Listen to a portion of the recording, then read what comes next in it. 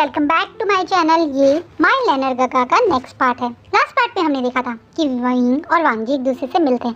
वांगजी को finally wing की कहाँ पर है पता चल जाता है और वो उससे मिलने वहाँ पहुँच जाता है। अब आगे विंग और वांगजी एक दूसरे के सामने खड़े हैं, एक दूसरे को देख रहे हैं। विंग देख रहा है कि उसके लर्नर गगा आज से 3 साल पहले जब उसे छोड़ के गया था उससे भी ज़्यादा स्मार्ट हो गए हैं, थोड़े मस्कुलर हो गए हैं, फेस से थोड़ा से बड़े दिखने लगे हैं। शायद अब वो भी एक कहते हैं ना अपनी उनकी भी एज बढ़ी है तो फेस पे बड़े होने के बावजूद भी वो पहले से ज़्यादा हैंडसम अट्रैक्टिव दिख रहे हैं। वहीं ऐसा ही कुछ हाल वांगजी का है। वांगजी विंग को देख के काफ़ी शॉक्ड है, देख रहा है कि उसका विंग पहले से ज़्यादा ब्यूटीफुल हो गया है और ज़्यादा अट्रैक्टिव लग रहा है, थोड़ा सा लंबा हुआ है और फेस पे तो बहुत ज़्यादा ग्लो दिख रहा है।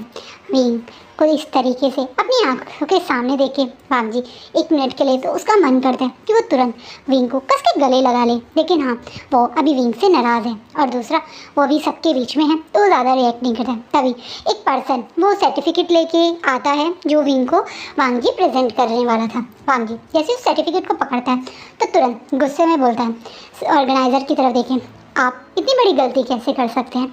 आप मुझसे सर्टिफिकेट दिलवाने के लिए मुझे बुलाया और सर्टिफिकेट पे कैंडिडेट का नाम ही आपने गलत लिखा हुआ है। इस बात पे ऑर्गेनाइज़र सब शॉक में इधर उधर देखने लगते हैं। वहीं एकदम से हॉल में थोड़ी शांति हो जाती है। विंग भी शॉकिंगली वांगजी की तरफ देख रहा है। तभी ऑर्गेनाइज़र सर्टिफिकेट को देख के बोलते हैं, नहीं सर सही नाम है, इन्हीं का नाम हमने लिखा है, देखिए वी भूषण सही लिखा हुआ है। इस बात पे वांगजी गुस्से में बोलते हैं, इनका नाम वी भूषण नहीं लायन वी भूषण है, आपने सर्टिफिकेट पे गलत नाम लिखा है। इसे अब वहाँ पे सब लोग एक दूसरे की तरफ देखने लगते हैं। वहीं विंग भी थोड़ा शॉकिंगली वांगजी को देख रहा है। विंग देख रहा है कि वांगजी कितने गुस्से में ये बात बोल रहा है। वहीं वो ऑर्गेनाइज़र तुरंत उस पर्सन को भेज के एक नया सर्टिफिकेट बना के लाने के लिए बोलते हैं।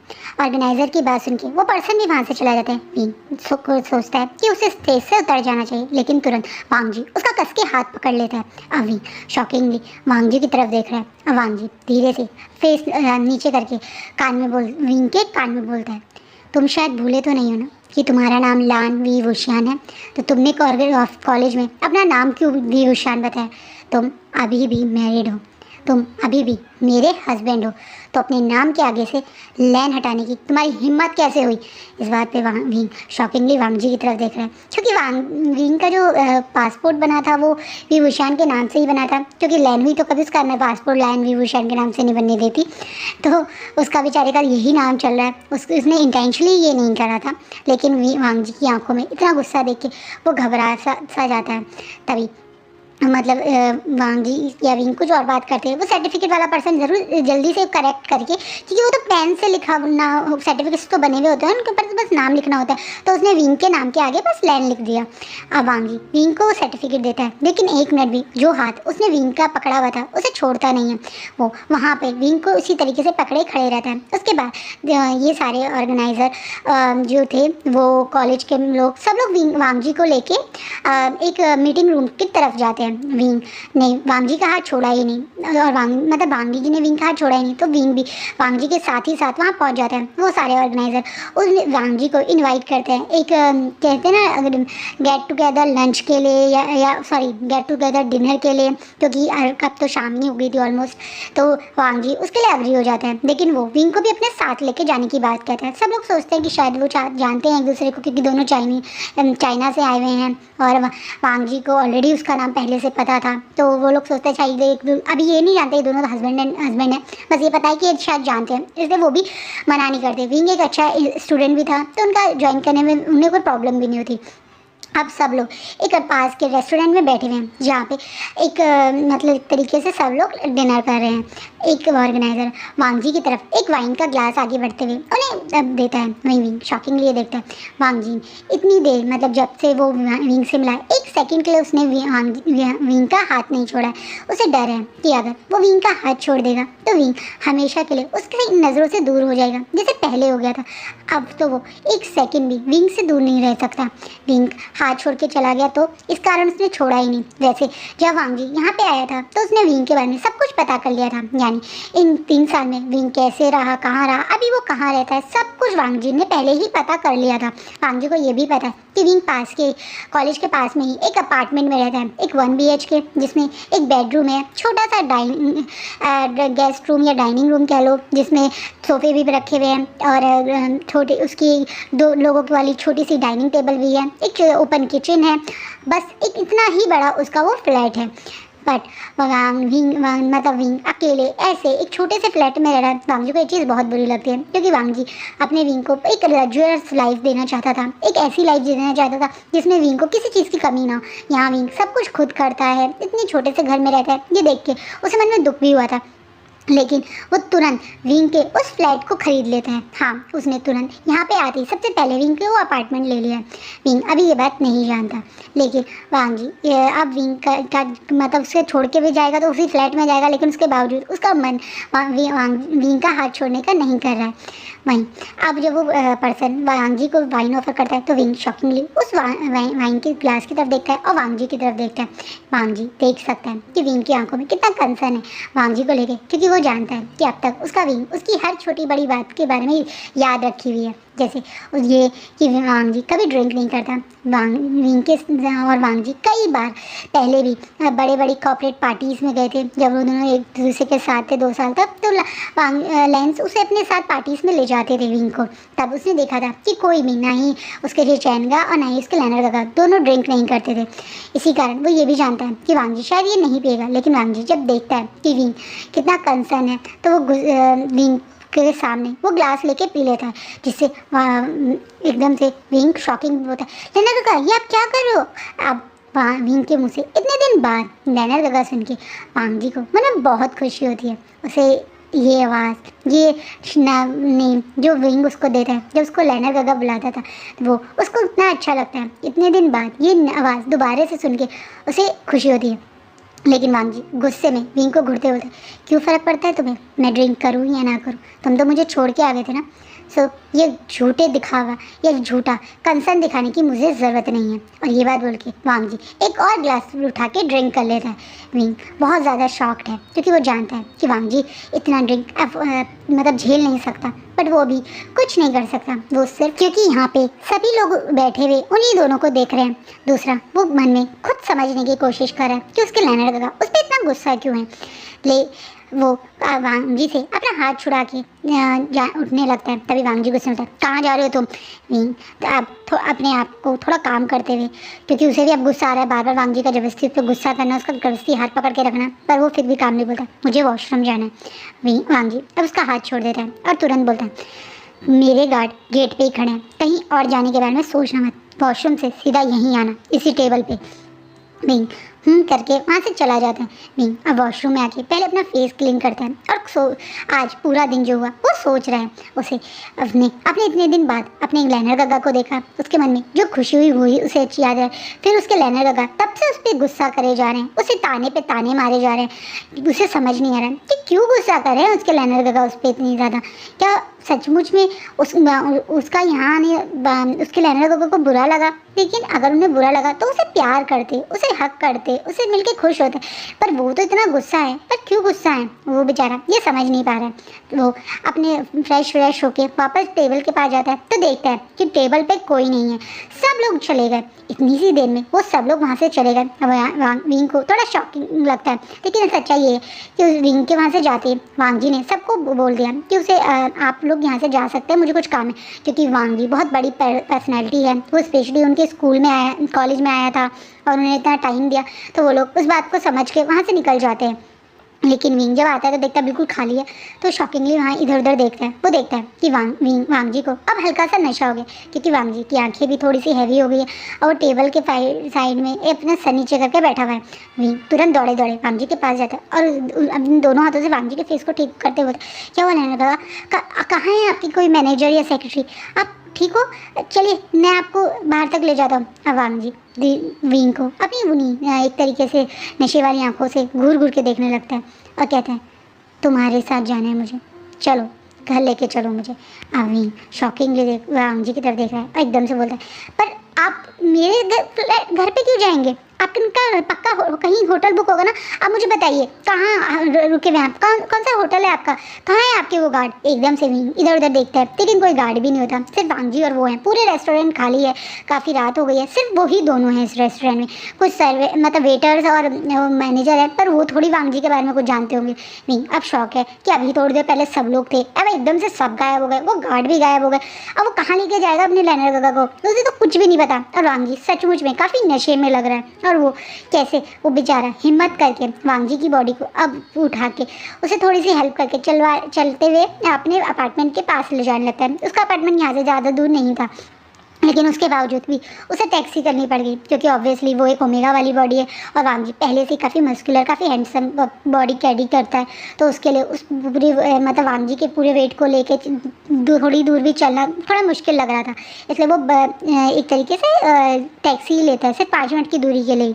तो वो टैक्सी में भी वांग जी अपना सर सिर्फ विंग के कंधे पे रखता है। टैक्सी ड्राइवर भी देख रहा है कि वांग जी अभी भी बार बार बेहोशी में भी अपना सर का कंधे पे भी रखने के बाद भी घूर घूर के विंग को ही देख रहा है। और जब टैक्सी ड्राइवर थोड़ा सा भी विंग की तरफ देखता है तो वो ही घूरना टैक्सी ड्राइवर को शुरू कर देता है। टैक्सी ड्राइवर समझ गया कि ये इसी ओमेगा का अल्फा है और थोड़ा ड्रंक है, इसलिए वो बेचारा बीटा टैक्सी ड्राइवर विंग की थोड़ी हेल्प भी करता है वांग जी को टैक्सी से बाहर निकालने में, ऊपर तक अपार्टमेंट तक छोड़ने में, जिसके लिए विंग उसे काफ़ी थैंक यू भी करता है। जैसे ही वांग जी को लेके विंग इस क्या कहते हैं अपार्टमेंट में एंट्री करता है तो और उसे आराम से सोफे पे बैठा के तुरंत उसके लिए पानी का ग्लास लेने जाता है। पानी का ग्लास लेके वो तुरंत वांग जी के पास आता है और बोलता है लीजिए ये थोड़ा पी लीजिए, आपको थोड़ा अच्छा लगेगा। क्यों पिए आपने, जब आपसे हैंडल नहीं होती आपको ड्रिंक नहीं करना चाहिए था।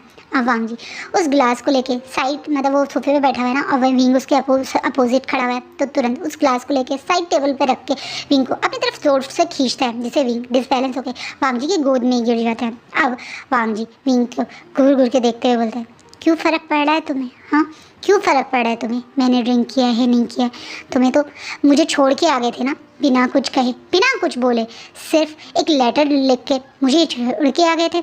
अब मतलब वांग जी की तरफ शॉकिंग आइज से देख रहे हैं। अब वांग जी बिना कुछ सेकंड गए, इससे पहले विंग कुछ बोलता है कस के अपने लिप्स और विंग के लिप्स को ज्वाइंट कर लेता है। विंग जो ऑलमोस्ट वांग जी की इस समय गोदी में है, उसे वांग जी अब अपने दूसरे हाथ से पकड़ के ज़ोर से खींच के प्रॉपर अपनी गोदी में एक बैठा लेता है और अब विंग को बहुत ज़्यादा पैशनेटली किस करने लगा। ये किस बहुत ज़्यादा हंग्री है, बहुत ज़्यादा पैशनेट है। वांग जी इतनी ज़ोरों से विंग को किस कर रहा है कि विंग को तो सांस लेने में भी दिक्कत हो रही है। दोनों लिप्स उसके बुरी तरह से कैप्चर कर रहा है, उन्हें कट कर रहा है, बाइट कर रहा है। इतना ही नहीं, जैसे ही वांग जी ने फर्स्ट टाइम विंग के लिप्स कट किए तो उसके बेचारे के मुँह से मुँह खुल गया, तो तुरंत अपनी एक तरह से टंग भी इंसर्ट कर देता है। इतना फोर्सफुल इतना पैशनेटली वांग जी विंग को किस कर रहे हैं कि विंग को समझ में नहीं आ रहा, उसे तो एक सेकंड के लिए सांस भी नहीं आ रही है। अब विंग की जब सांस ऑलमोस्ट एक ब्रीथलेस हो गया है वो, तब वांग जी अपने आप को विंग से थोड़ा अलग करता है और अब अभी भी वो विंग को देख रहा है। वो अपने हाथों से विंग के उस लिप को जहाँ पे उसने कट किया थोड़ा सा ब्लड आ गया उसे साफ़ करते हुए धीरे से बोलते हैं क्यों गए थे तुम मुझे छोड़ के, हाँ तुम्हें एक बार भी मेरी याद नहीं आई। इन दिनों में 1000 बार मैंने वो लेटर पढ़ा पर मुझे समझ नहीं आया कि तुमने मेरे साथ ऐसा क्यों किया था तुमने मेरे साथ ऐसा। विंग अब वांग जी को देख रहा है, वो देख रहा है कि वांग जी की आंखों में आज आंसू हैं। आज से पहले कभी भी विंग ने वांग जी को रोते हुए नहीं देखा। जिस तरीके से कभी भी लोगों ने वांग जी को हंसते हुए भी कम देखा है, उसी तरह से रोना तो बहुत ही रेयर केस है कि वांग जी कभी रोया हो, लेकिन आज इन आँखों में बहुत ज़्यादा आंसू है, बहुत ज़्यादा। विंग समझ नहीं पा रहा कि क्या है कि आप उसके लेनर काका उसके लिए रो रहे हैं, पर क्यों रो रहे हैं। उसके लेनर काका तो उससे प्यार भी नहीं करते थे, तभी तो नहीं आए थे वो उसके पास उसकी हीट में। विंग ये सोच रहा है। अब वांग जी जब देखता है विंग अपने ही थॉट में घूमे तो वांग जी बिना कोई टाइम गवाए विंग को अब फ्लिप करके सोफे पे लेटा देता है और खुद उसके ऊपर आ जाता है और अब उसके अपने हाथों से अब मतलब अपने एक हाथ से वांग जी के दोनों हाथों को उसके सर पे विंग के दोनों हाथों को उसके सर पे पेन करके अब उसे दोबारा से किस करने लगता है। विंग जो अपने ही थॉट में गुम था, जब वो देखता है कि वांग जी उसे फिर से किस करने लगा तो उसे होश आता है और वो देखता है कि अब वो सोफे पे है और उसके दोनों हाथ उसके मतलब ऊपर टके ना। विंग को वांग जी अब बहुत ज़्यादा पैशनेटली किस कर रहा है धीरे धीरे करके, अब उसके नेक पे आ गया विंग के। अब धीरे धीरे अब जो कोशिश कर रहा है वांग जी से छोड़ने की, वो बार बार बोल रहा है लेनका आप रुकिए, आप क्या कर रहे हैं ये, वो बेचारा बस अभी यही बोला। पर वांग जी पूरी तरह से इस समय पैशन में है। वो जिद अपने दूसरे हाथ से विंग के पूरी बॉडी मतलब शर्ट के बटन्स खोल देते हैं। अब विंग की अपर बॉडी पूरी तरह से न्यूड है उसके सामने, और वांग जी दोबारा से विंग को पैशनेटली हर जगह मार्क कर रहा है। वो थोड़ा गुस्से में और नाराज़ भी है, तो उसे बाइट भी कर रहा है, बहुत ज़्यादा हिकिस दे रहा है, उसके निपल्स को बहुत बुरी तरह से सक कर रहा है, पिंच कर रहा है विंग को मुँह से। अभी सिर्फ मुँह निकल रही है, लेकिन अब धीरे धीरे वांग जी के हाथ उसके लोअर पार्ट पे आ गया। वांग जी ने अब उसके ट्राउज़र खोलने शुरू कर दिए। इतना ही नहीं, उसने अपना एक हाथ विंग के क्या कहते हैं प्राइवेट पार्ट से पकड़ लिया, जिससे विंग को अब बहुत ज़्यादा एक तरीके से शॉक लग रहा है। विंग भी अब काफ़ी हॉट फील कर रहा है, क्योंकि ऑब्वियसली वांग जी उसकी बॉडी को साथ इतनी देर से ये सब कर रहा है, तो उसको भी थोड़ा सा एक्साइटेड लग रहा है, क्योंकि कहीं ना कहीं वो उसे भी वांग जी का टच बहुत ज़्यादा एक्साइटेड फील करवाता है, बहुत ज़्यादा एक तरीके से वो वाली फीलिंग देता है जिससे उसे अपने ऊपर कंट्रोल नहीं होता है।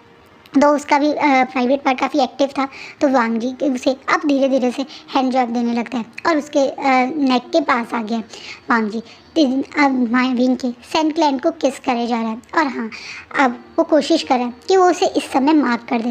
विंग अब घबरा रहा है, हाँ उसे बहुत अच्छा लग रहा है जो वांग जी उसके साथ कर रहा है, उसकी बॉडी के साथ कर रहा है। इवन ये जो वांग जी उसको दे रहा है ब्लो जॉब, वो भी उसको hand job and blow job, वो भी उसे बहुत ज़्यादा अच्छा लग रहा है। लेकिन उसे अब ये समझ नहीं आ रहा है कि ये उसके लेने ऐसा क्यों कर रहे हैं, जब उसकी हीट भी नहीं है तो अब नहीं है। इसलिए वो थोड़ा घबरा के थोड़ा ज़ोर से बोलता है, आप पछताएंगे, आप ये क्या कर रहे हैं, प्लीज़ प्लीज़ आप जो कर रहे हैं आप रिग्रेट फील करेंगे, छोड़िए मुझे। ये बात सुन के वांग जी जो ऑलमोस्ट विंग को मार्क करने वाला था वो रुक जाता है और गुस्से में अब विंग को घूरने लगता है। वो विंग के हाथों को भी छोड़ देता है, उसके स्पार्ट को भी वैसे ही छोड़ देता है और गुस्से में सामने खड़ा होकर उसको गुस्से में देखते होता है, मैं पछताऊँगा, क्यों पछताऊँगा मैं, हाँ अपने हस्बैंड को प्यार करना, अपने हस्बैंड को मार्क करने में मैं रिग्रेट फील करूँगा, क्यों लगता है तुम्हें ऐसा, वांग जी गुस्से में बोलता है। विंग अब शॉकिंगली वांग जी की तरफ देखता है। वांग जी अब और ज़्यादा दुखी होके उसकी आंखों में अब फिर से आंसू आ जाते हैं। विंग अपने लेनर गगा को इतना दुखी इतना अपसेट देखे बहुत ज़्यादा शौक है, उसे कुछ समझ नहीं आ रहा, लेकिन अब वांग जी बोलना शुरू करता, मैंने पूरी लाइफ में शायद पहली बार किसी के लिए ये फीलिंग फील की थी, और वो तुम थे। पूरी कोशिश की थी मैंने तुम्हें अब वो सारी हैप्पीनेस देने की जो तुम डिज़र्व करते थे। मैंने कभी कोशिश नहीं करी तुम्हारे साथ ज़बरदस्ती करने की, तुम्हें फोर्स करने की, हमेशा तुम्हारे को कंफर्टेबल फील करवाने की कोशिश की थी मैंने। और तुमने क्या किया, तुम मेरे प्यार को कह रहे हो कि मैं उसके लिए पछताऊँगा, क्यों वो पछताऊँगा मैं, क्या तुम्हें इतना बुरा लगता है मेरा टच करना, क्या तुम्हें इतना बुरा लगता है मेरे पास आना, जो तुम्हें लग रहा है कि मैं इस चीज़ का रिग्रेट करूँगा। पूरी लाइफ में मैंने कभी किसी ओमेगा को टच करने के बारे में नहीं सोचा, कभी किसी ओमेगा को अपने पास नहीं आने दिया। वो तुम थे जिसे मैंने फर्स्ट टाइम किस किया, वो तुम थे जिसे मेरा मन टच करने का करता है, अपना बनाने का करता है। लेकिन तुम ऐसे ही करते हो, कभी मुझसे दूर चले जाते हो बिना मुझे कुछ बताए, बिना कोई इन्फॉर्मेशन दी। तुम्हें एक बार भी याद नहीं आई मेरे बारे में, क्या इन 3 साल में तुम्हें एक बार नहीं लगा कि मेरा क्या हाल हुआ होगा, मैं कैसा होऊंगा, किस हाल में होऊंगा। तुम्हें एक बार नहीं लगा होगा कि मैंने जो तुमसे प्यार किया, तुम्हें अपना बनाने की कोशिश करी, वो सिर्फ एक झूठ था। तुम्हें ये लगा, तुमने क्यों मुझसे इन 3 साल में एक बार भी मिलने की कोशिश नहीं की, सिर्फ एक लेटर से ये रिश्ता ख़त्म करने की बात की। क्या मेरा और तुम्हारा रिश्ता सिर्फ एक लेटर पे था, सिर्फ उस लेटर की वजह से तुम अपना रिश्ता ख़त्म करना चाहते थे मुझसे। एक बार भी तुमने क्यों मुझसे डिस्कशन नहीं किया। तुम्हारे मन में इस रिलेशनशिप हमारी शादी के लिए जो डाउट था वो तुमने मुझसे क्यों नहीं पूछा। क्या मैं तुम्हारा इतना अपना भी नहीं था। वांग जी अब गुस्से में आंसू भरी आंखों से वहाँ से गुस्से में उस रूम में चला जाता है, वांग जी वाले विंग के बेडरूम में, और वहाँ पे अंदर जाके जोर से गेट बंद कर देता है। विंग कुछ समझ नहीं पा रहा है, वो सोफे पे बैठा हुआ है, ऑलमोस्ट उसके सारे कपड़े खुले हुए हैं। पहले वो अपने कपड़ों को बंद करता है, फिर वो सब कुछ याद करता है जो अभी हुआ, जो अभी कुछ घंटों में हुआ। वांग जी का ये सब बोलना, वांग जी का ये कहना कि विंग ने कभी उसके प्यार को नहीं समझा, वांग जी का ये बोलना कि विंग एक लेटर के थ्रू चला गया। विंग को कुछ समझ नहीं आ रहा, अपने लेनर गगा को इतना दुखी तो वो कभी नहीं देखना चाहता था। वो तो ये सोच के आया था कि उसके लेनर गगा वहाँ खुश होंगे। इन 3 साल में वो यही सोच के तो अपने लेनर गगा से नहीं मिला कि अब तक लेनर गगा किसी और ओमेगा के साथ अपनी न्यू लाइफ स्टार्ट कर चुके होंगे। अब तक उन्हें अपने लिए एक परफेक्ट ओमेगा मिल गया होगा। वो यही तो सोच रहा था उसके लेनर का। उसको वो उसके अलावा किसी और ओमेगा को कभी टच नहीं करा। जब उसने ये सुना तो उसे मन में बहुत खुशी भी हुई, लेकिन उसे उतना दुख भी हुआ। क्या सचमुच में वो इम्पेशेंट होके अपने बचपने में अपने लेनर गगा को 3 साल से दुख दे रहा था? क्या सचमुच इन 3 साल में उसने एक बार भी लेनर गगा के बारे में ना जाना या वांगजी के बारे में कुछ ना इन्फॉर्मेशन लेना सही किया था या बहुत बड़ी गलती करी थी? क्या एक बार भी उसने लेनर वांगजी से बिना कोई बात करे सिर्फ एक लेटर छोड़ के आ जाना सचमुच में उसकी लाइफ की एक बहुत बड़ी बेवकूफ़ी तो नहीं थी? क्या पता उसके जाने के बाद उसके लेनर गगा कैसे थे, क्या फील कर रहे थे, उसने ये सोचा क्यों नहीं, ये सब कुछ उसके दिमाग में आया क्यों नहीं? अब वो अपने आप को इस गिल्ट में है। वहीं वो हिम्मत करके, बहुत हिम्मत करके अपनी जगह से उठ के अंदर जाता है तो देखता है कि वांगी अब उसी के बेड पे बेहोश कह दो या लेटा हुआ है, क्योंकि वांगी ने अभी तक अपने शूज़ रिमूव नहीं किया, अपनी कोई जैकेट नहीं उतारी है। वहीं पहले वांगी के शूज़ रिमूव करता है, उसके वो कोट उतारता है, उसे आराम से बेड पर लेटाता है, उसे कवर करता है और बाहर आके बैठ जाता है। विंग के दिमाग में अब सब कुछ चल रहा है, उसकी वांगी की वो सारी बातें, वांगी का जब से उसे मिला है वो गुस्सा। क्या पता सचमुच में विंग ने अपने लेनर गगा को इतना अपसेट कर दिया, इतना हर्ट कर दिया कि अब उसके लेनर गगा उस पर गुस्सा कर रहे हैं, उस पर नाराज़ हो रहे हैं। विंग इन सब प्रोसेस में है, तभी उसके दिमाग में वो बात आती है कि क्यों फिर वो उसकी फर्स्ट सीट में नहीं आए थे, क्यों उन्होंने उसकी फर्स्ट सीट में आने से फिर मना कर दिया था? अगर वो सचमुच में उसे इतना प्यार करते थे, इतनी केयर करते थे, क्यों आए क्यों नहीं, क्यों उसको उस समय टच नहीं करा था या मार्क नहीं किया था? तब तो उनके पास चांस था ना ये सब करने का, तब उन्होंने खुद मना किया था, तो अब वो विंग पे गुस्सा क्यों है? विंग के दिमाग में ये बातें भी आ रही हैं। विंग इसी सोच में, इसी प्रोसेस में कि क्या हुआ, कैसे हुआ, क्यों हो रहा है, ये सारी बातें सोचते सोचते कब वो सोफे पे सो गया उसे पता ही नहीं चलता। पर विंग की जब आंखें खुलती है तब ऑलमोस्ट मॉर्निंग हो गई थी। सबसे पहले उठ के अपनी उस छोटी सी किचन में अपने लेनर गगा के लिए और अपने लिए एक हॉट टी बनाता है, हर्बल टी, जिससे उसके लेनर गगा को थोड़ा अच्छा लगे। विंग अभी भी वांगजी की फेवरेट टी ही पीता है उसकी याद में। हाँ, यहाँ पे वांगजी की ही फेवरेट चीज़ें ज़्यादा दिखेंगी। ये टी भी वांगजी जो नॉर्मल टी पीता है वही टी है। विंग तुरंत उस टी को लेके वांगजी के रूम में आता है और वांगजी को टी देता है। वांगजी भी पहचान जाता है कि उसी की फेवरेट टी है, वो उस टी को पीता है। विंग अब धीरे से हिम्मत करके बोलता है, आपको इससे पी के अच्छा लग रहा होगा, आपके सर में दर्द तो नहीं है? वांगजी विंग की तरफ देख के थोड़ा सा नाराज़ टोन में ही बोलता है, नहीं मैं ठीक हूँ। और उसके बाद वांगी वो टी को पी के पहले फ्रेश होता है और फिर एकदम से बाहर जाने लगता है। विंग सोचता है कि शायद वांगी अब जा रहा है, लेकिन वांगी उसे बिना कुछ बोले जा रहा है, इसलिए उसे थोड़ा शौक भी लग रहा है। वो कोशिश करता है वांगी से दोबारा बात करने की, आप आज यहाँ रेस्ट कर लीजिए, आप आराम से चले जाइएगा, आज मुझे पता है आपका ऑफिस सारे ऑफिस बंद होते हैं, आप आराम से रेस्ट करके सुबह थोड़ी देर में चले जाइएगा। वांगी अब विंग की तरफ देखता है, वांगी देख रहा है कि विंग नहीं चाहता कि वांगी से छोड़ के जाए या यहाँ से जाए, और उसे मन में इस चीज़ की खुशी भी हो रही, लेकिन हाँ उसे विंग पे गुस्सा भी है, इसलिए वो अभी कुछ नहीं बोलता। वो तुरंत अपने गेट की तरफ जाता है और गेट खोलता है। अब विंग शॉकिंगली देख रहा है क्योंकि कुछ लोग बहुत सारा सामान लेके इस अपार्टमेंट में एंटर कर रहे हैं। बड़े बड़े से सूटकेसेस हैं और कुछ लोग कुछ फर्नीचर लेके, यानी एक बड़ी सी स्टडी टेबल या ये कह सकते हैं ऑफिस टेबल और ऑफिस चेयर लेकर आए हैं। वांगी उन लोगों को कुछ कमांड देने लगता है। वो उन लोगों कुछ लोगों से जिनके पास सूटकेस है उन्हें बोलता है कि अंदर बेडरूम है वहाँ पे सूटकेस रख दो, और जिन लोगों के पास ये टेबल चेयर थी उनसे बोलता है कि साइड में थोड़ी जगह बना के उस विंडो के पास में ये सब चीज़ें लगा दो। विंग समझ नहीं पा रहा है ये क्या हो रहा है। जैसे ही वो लोग वहाँ से जाते हैं विंग तुरंत बोलता है ये सब क्या हो रहा है, ये किसका सामान है और आप ये यहाँ पे क्यों रख रहे हैं? एकदम से विंग वो लोग जब चले जाते हैं वांगी बोलता है ये मेरा सामान है, आज से मैं यहीं रहूँगा, ये मेरा फ्लैट है, मैंने इसे खरीद लिया है, तो तुम और मैं आज से यहीं रहेंगे। विंग एकदम से शॉकिंगली वांगी की तरफ देखता है, क्या? पर आप इस छोटे से अपार्टमेंट में कैसे रहेंगे? आप नहीं रह पाएंगे यहाँ पे, आपको मेरे ख्याल से कोई गलतफहमी हुई है, आपने कोई और अपार्टमेंट लिया होगा, मेरा ही छोटा सा अपार्टमेंट आप क्यों लेंगे? अब वांगी गुस्से में विंग की तरफ आगे बढ़ के बोलता है, क्योंकि यहाँ मेरा हस्बैंड रहता है और जहाँ मेरा हस्बैंड रहेगा वहीं मैं रहूँगा, छोटा या बड़ा। अब ये अपार्टमेंट हम दोनों का है, तुम कहीं और नहीं रहोगे, मेरे साथ यहीं रहोगे और मैं तो यहाँ रहूँगा ही, इससे आगे अब मुझे कोई बात नहीं कहनी। ये बोल के वांगी तुरंत गुस्से में दोबारा से चढ़ा जाता है, अपने सूटकेस से सामान निकाल के अपार्टमेंट अपने कबर्ड्स में लगाने। विंग अब शॉकिंगली सब देख रहे हैं कि ये क्या हो रहा है। उसके लेनर का आए, फ्लैट ले लिया, अब उसके साथ रहने की बातें कर रहे, चल क्या रहा है उसे कुछ समझ नहीं आ रहा है। वहीं वांगजी अब फुल मूड में है, वो अब यहाँ पे रहेगा जब तक ये प्रोजेक्ट चलेगा। वैसे भी उसे कोरिया में रहना है तो वो क्यों कहीं और रहेगा, वो तो अपने विंग के साथ ही रहेगा। और इस बीच में वो अपने विंग को मार्क भी करेगा और अपने और विंग के बीच में जो भी मिसअंडरस्टैंडिंग है उसे दूर करेगा। वो ये सोच के आ रह रहा है और आज का फैन फिक्शन नहीं रुकता है। सो गाइज आपको क्या लगता है अब विंग और वांगजी के बीच में क्या होगा?